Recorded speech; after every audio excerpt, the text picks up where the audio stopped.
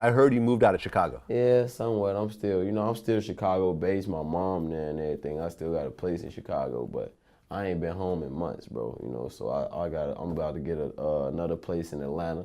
I'm gonna be there so I can just work. So like I said, I got my artist Smoke. So we gonna work, do our shit. I'm still working with Southside. We about to drop Swervo right after Humble Beast. Me and Baby gonna drop No Limitations. I still got, 150 Dream Team, a compilation tape or album, however, I'm gonna do that. That's still in the pipeline, I got artists that I'm just about to just go 100%, 110% with. So I'm just working, man. Chicago too negative. It's too polluted right now. I don't wanna be around nothing negative.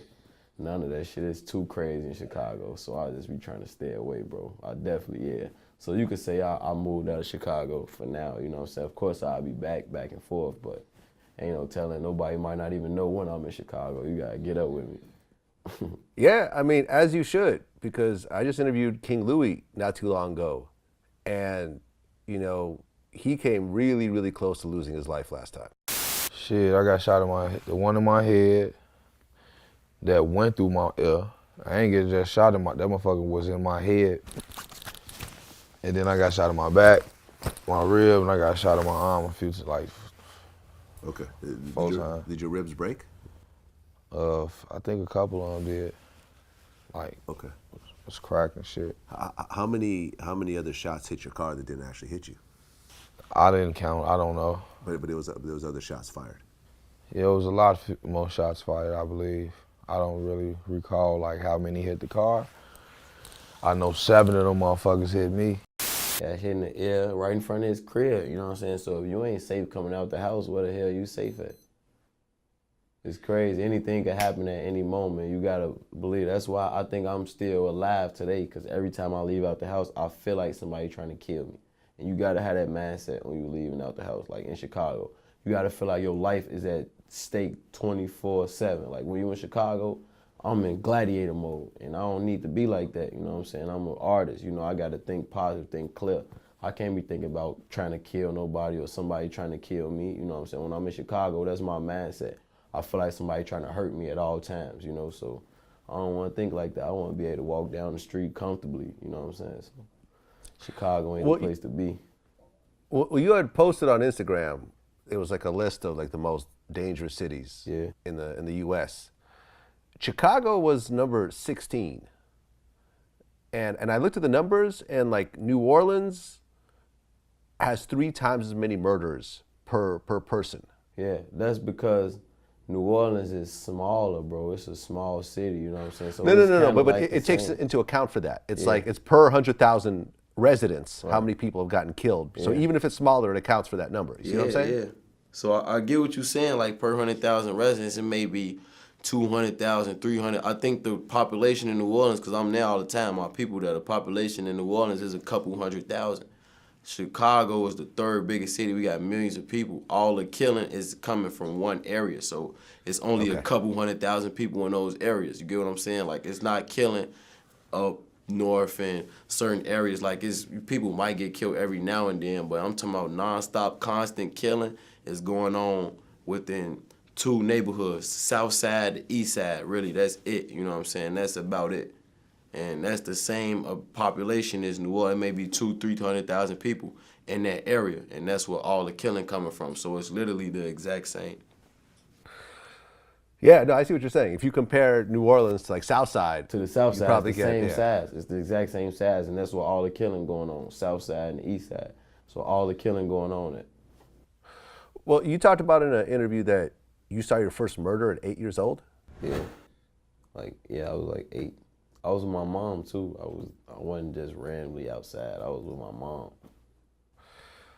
Okay. What was it like to be that young and just see a body sprawled out in front of you? I don't know. I was thinking about it for some weeks. It took me a little minute to get over it. You know what I'm saying? I ain't gonna say I was immune to it. At that age, it had me tripping. I was scared. You know what I'm saying? I was traumatized actually, because my mama had to dive on the floor. Her hand was bleeding and shit, so that type of shit just fucked me up at an early age, you know what I'm saying? We was moving and some guys was in front of my aunt crib. just talking and shit. I guess they just got done fighting or something crazy, and the guy just walked up and just shot the whole crowd up. Hit somebody in the head. He was like literally just slumped over on the gate directly in front of my auntie crib. Like we coming out the door, the gate is right to the right. And he just slumped over, hanging over the gate, you know what I'm saying? So they was shooting, and we helping her move, so we by the car now.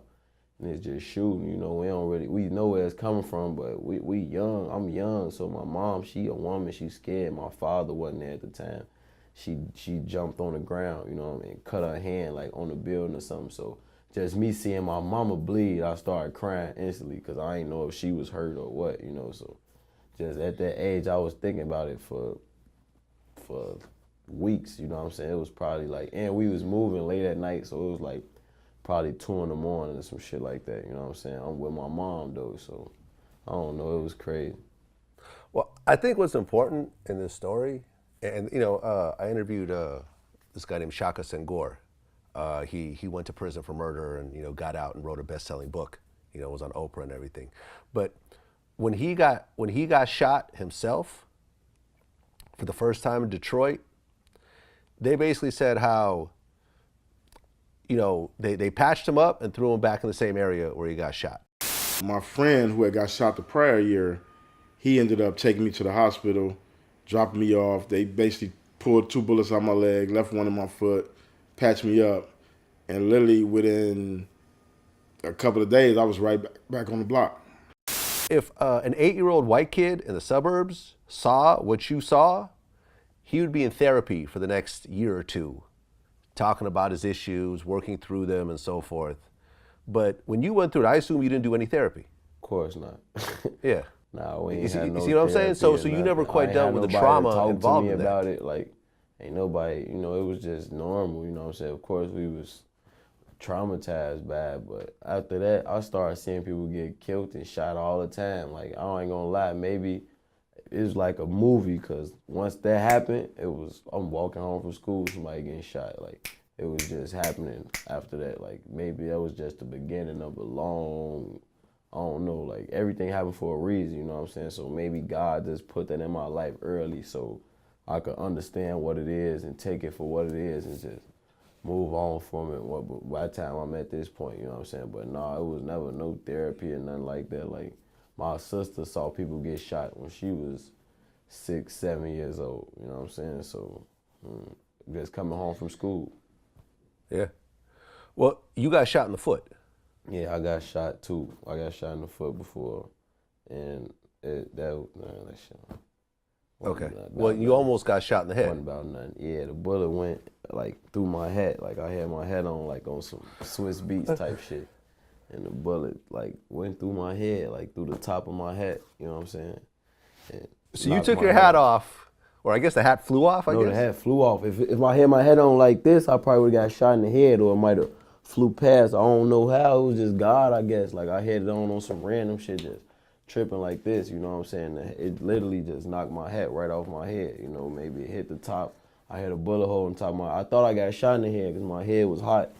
I felt like the heat from the bullet on top of my head, so I was scared. You know, I'm just thinking like, don't fall. You know, I'm thinking I'm hitting the head. I'm just like, don't fall. If you fall, they gonna kill you. You know, but I was already hitting the foot. I didn't know I was hit. So I just was running, and when I stopped, my shit started burning like crazy. So I ain't know. So you're talking about 1 to 2 inches over the top of your head. Yeah, at least like literally 1 to 2 inches. I felt the heat on my head, so I thought I was shot. It was, as I'm running, I still feel heat, like not just a second. Like I felt the heat on my head for like 40 seconds. So I thought I was shot, you know what I'm saying? By the time I'm running, and I'm still, you know what I'm saying, down the block. The shot's still going off though. Like the shot's going off for like 2 minutes, 2-3 minutes. Like literally, when I'm running, I'm away from the scene and the shot's still going off. You know what I'm saying? Like a lot of my homies got hit that day. Like they shot like 8 of us. So afterwards, you're holding your hat with a bullet hole in it. I didn't hold my hat. My hat dropped. It was on the floor. I was holding my head. It was hot. Like that hat was gone. No, but I mean, but afterwards, you went to go pick up your hat. Yeah, I went and got. And you're looking at the bullet hole. Do you still have that hat? No. Matter of fact, literally, I didn't even go back and get the hat. A guy from the neighborhood grabbed my hat. and was wearing my hat around. Like wearing it, and I saw him, I grabbed my shit like, dude, what the fuck you got my hat? It was a bullet hole in it. Like, he still was wearing the hat with the bullet hole in it and everything, like wearing it through the hood, wearing my hat. I'm letting him wear it for a couple days. I'm like, bro, that's my hat. I ain't never say nothing. But I just randomly see him one day. I'm like, bro, get my fucking hat. You know what I'm saying? Take my hat off. You feel me? You got my hat on. Why would you even pick somebody's head up off the ground that, you know what I'm saying, got bullet hole in it? So I see it, and it was a bullet hole in it, but my head was hot. I ain't think twice about it because I was shot, you know, and I saw one shot in the head, so I ain't really care, you know. I wasn't even thinking about the hat, you feel me? So. But when afterwards, when you get the hat and you're looking at this bullet hole, Yeah. How did that really affect you to see how close you came from not being here? I don't know, man. I know I'm blessed, you know what I'm saying? That really, like, it was close range. Like, I'm seeing it. Like, they was pointing a gun at me. Like, it wasn't randomly. They was trying to shoot me, you feel me? So they was close up. Like, I don't know how I only got hit in the foot. Like, I could have been hit anywhere else. Like, I don't know how a bullet went from here and then I got hit down here. You get what I'm saying? Like, I don't know. That's just God, you know? Like, God really is, God works. God is real, you know what I'm saying? He works in mysterious ways. I just feel like I'm destined. I'm meant to be here, you know what I'm saying? So I just took it for that. I'm blessed, you know, and I don't know. I was still in the streets, though. I ain't gonna lie. Like, still shot, crutch on. I'm still on the block every day. Like, it never happened, you know what I'm saying? But I always understood I was blessed, you know. Of course, I ain't never take it for granted. I knew for a fact it was meant for me not to get shot in the head, you know what I'm saying? Like, I don't know, like, Well, it was a sign, I guess. Did the guy just have bad aim? Maybe they had bad aim, but God made them have bad aim that day, you know what I'm saying? People got bad aim all the time that kill people. Like, it ain't good aim. Bullets don't have no name on them. They just flying. So it ain't good aim. It ain't bad aim. It's just shooting. People could be shooting in the air. You could shoot this way and it randomly hit a nigga in the head down the street 3 blocks down because bullets maneuver. They move. Well, after that happened, and once again, no therapy after the situation. No therapy. Right? Of course. So you have this, well, you get shot and you almost get killed at the same time. You come back out of the house. At this point, do you feel fear or do you feel anger?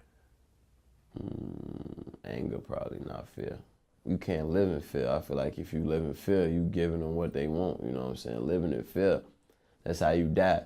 You gotta be fearless. You gotta understand the situation you in, you know what I'm saying? It's more so anger, it's more so I can't let this happen again. It's fear too, though. It's fear because you don't want to die. It's fear and anger. It's fear, not fear saying I'm gonna be hiding and I'm gonna duck this situation because I was still outside. I still put myself in the line of fire when I'm still shot the next day, days after, you know what I'm saying? Like, I was still doing the same thing I was doing that got me shot. I was still on the same block I got shot on, so it wasn't fear, it was just accepting my situation. It's the life that I chose, you know what I'm saying? It's the life that chose me. This is who I am. This is the situation I'm in, and I gotta accept it. I gotta make the best of it for now. This me, this who I am, so it was just, that's just life. Like, literally, that's life. That's growing up in Chicago, bro. A lot of my homies get shot, and we back out here doing the same thing, you know what I'm saying? But certain situations, you got to understand you can't be in the streets forever. You got to take it for what it is, you know what I'm saying? You can't do this forever.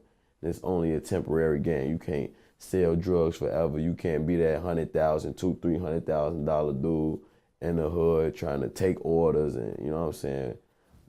You can't do that forever, you know, so luckily I'm blessed to have gone through it early. I was 16 when I got